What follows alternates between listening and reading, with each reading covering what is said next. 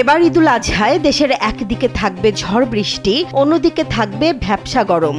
আবহাওয়া অধিদপ্তর বলছে, ঈদের দিন দেশের বিভিন্ন অঞ্চলে ভিন্ন ভিন্ন আবহাওয়া পরিস্থিতি দেখা যেতে পারে।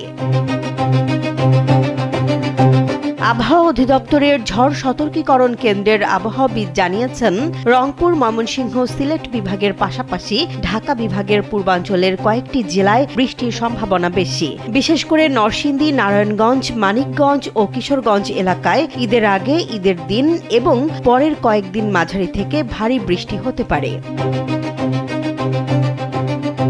শুধু বৃষ্টিই নয়, কোথাও কোথাও দমকা হাওয়া, বজ্রপাত এবং ঝোড়ো বাতাসও হতে পারে বলে সতর্ক করেছে আবহাওয়া অফিস। উত্তর চট্টগ্রামের কুমিল্লা, নোয়াখালী ও ফেনী এলাকাতেও ঈদের সময় বৃষ্টির আশঙ্কা রয়েছে। বর্তমানে দেশের বিভিন্ন স্থানে যে বৃষ্টি হচ্ছে তার বেশিরভাগই হচ্ছে বজ্রসহ ঝোড়ো বৃষ্টি। এই পরিস্থিতি আরও কয়েকদিন চলতে পারে বলেও জানিয়েছেন আবহাওয়াবিদরা।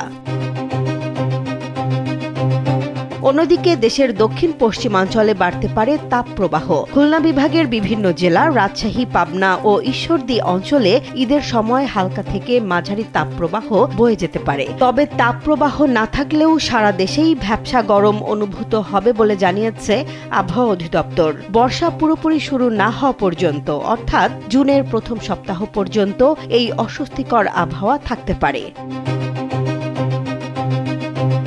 এদিকে মৌসুমী বায়ুও সক্রিয় হওয়ার পথে। আবহাওয়া অধিদপ্তর জানিয়েছে, আগামী কয়েকদিনের মধ্যে চট্টগ্রাম উপকূল হয়ে মৌসুমী বায়ু বাংলাদেশে প্রবেশ করতে পারে। ফলে ঈদের ছুটিতে ভ্রমণ, কোরবানির প্রস্তুতি কিংবা ঘরের বাইরে যে কোনো কাজে বের হওয়ার আগে আবহাওয়া আপডেট দেখে বের হওয়ার পরামর্শ দিচ্ছেন সংশ্লিষ্টরা। জেসমিন জাহান, কালবেলা।